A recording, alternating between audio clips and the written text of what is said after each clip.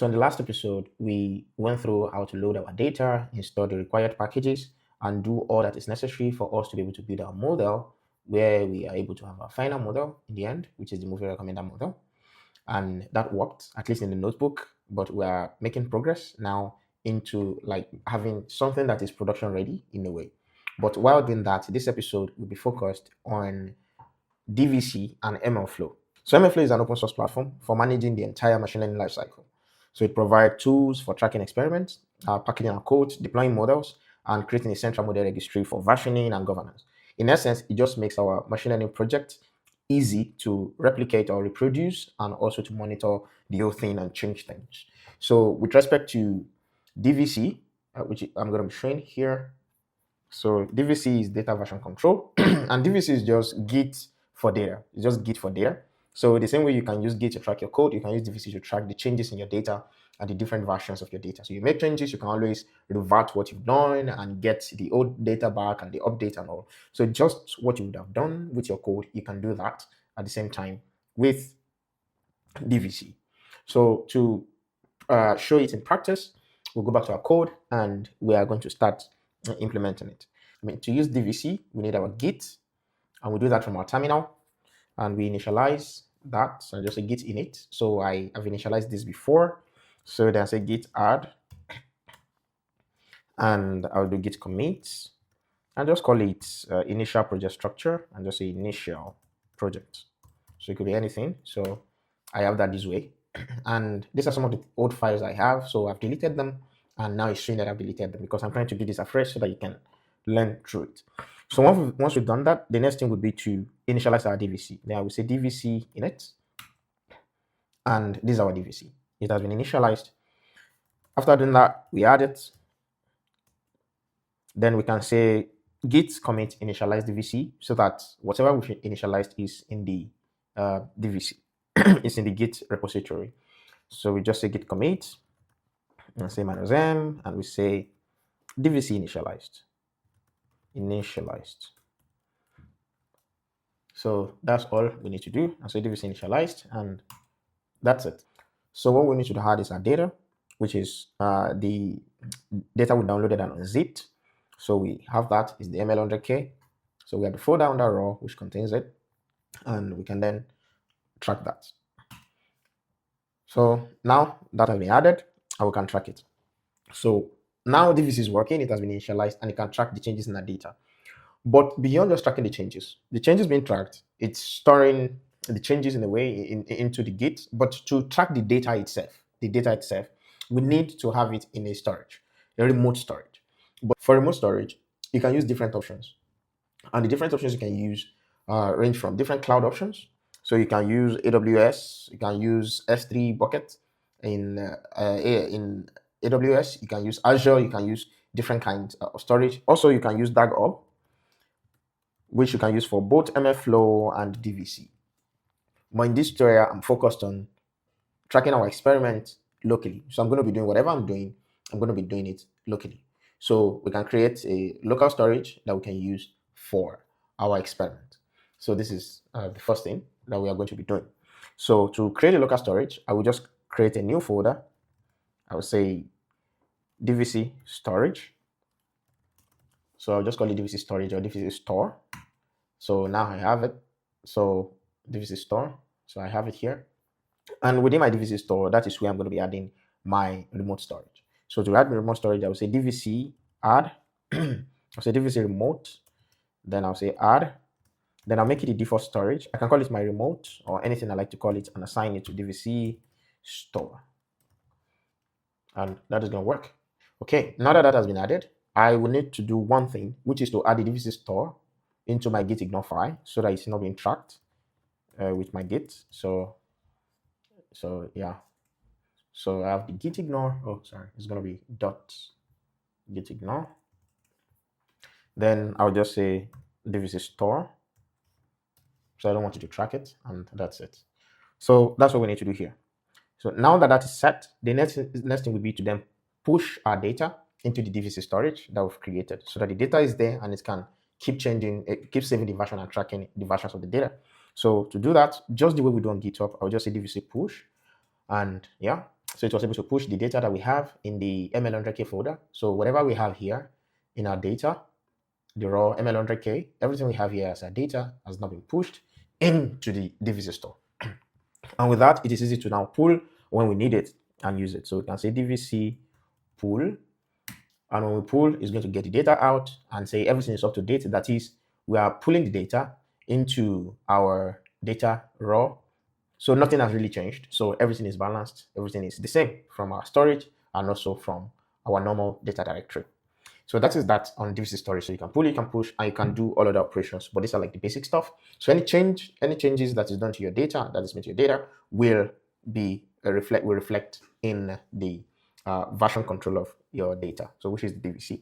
So now that we've explored DVC, we need to see MLflow, which is very important to the whole thing that we're going to be doing. So for MLflow, what we need to do is, first of all, create a config file for our MLflow.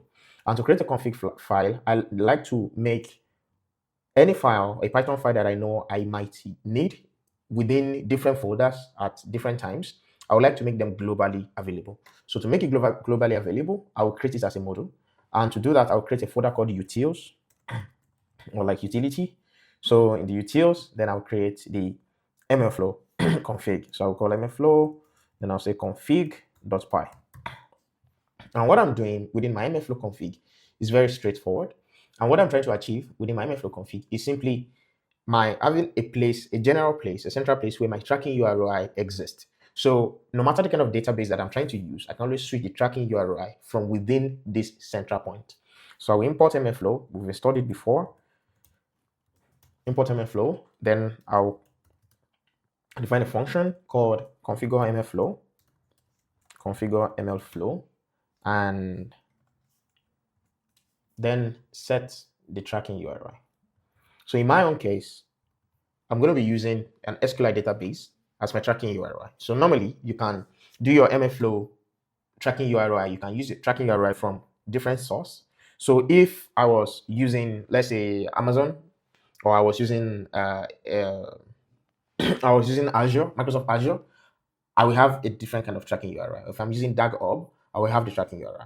So for me to keep logging my data and doing stuff, I just need to change the tracking URI that I have here. That's all. I don't need to go into all the data where I'm calling MLflow to keep changing it. So I can just do everything at this central point. So because I'm using the SQLite database, I will just comment out the other one. That is just like, this just saves stuff into my folder, but I like to have it compact in an MLflow DB. That's why I'm using SQLite here. So now that we've done this, we need to see how our MLflow is working. So if I wasn't using a backend, like an SQLite database, I would call my MLflow this way, like MLflow UI.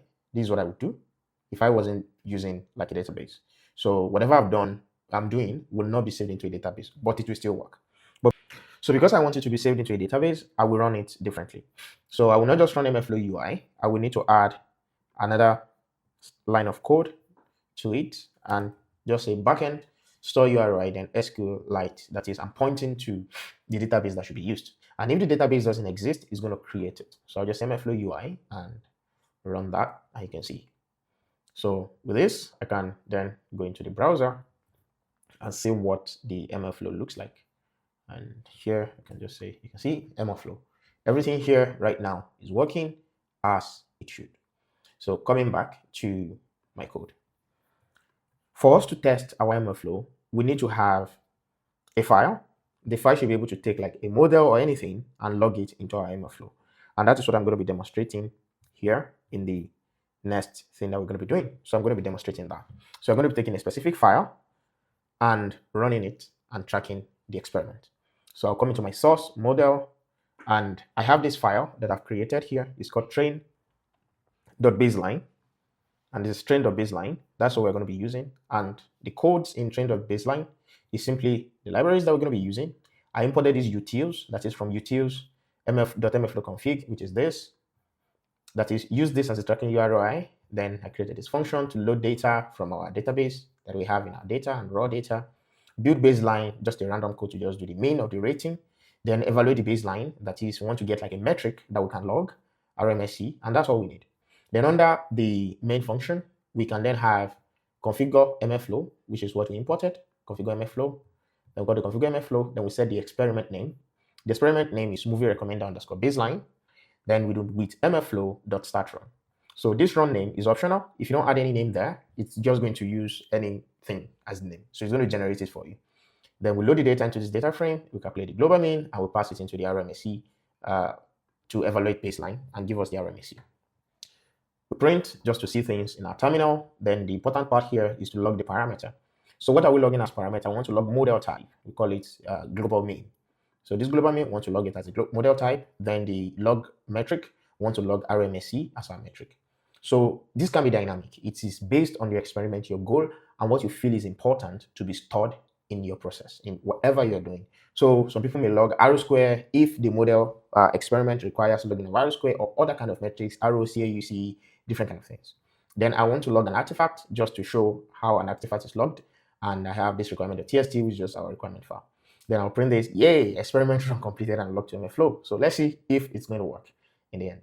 So I will need to create a new terminal because I will not want to kill whatever is running here, because this is what is running the MLflow. If I kill this terminal, for example, or cancel it, our MLflow will go down. So to avoid that, I will add new terminal.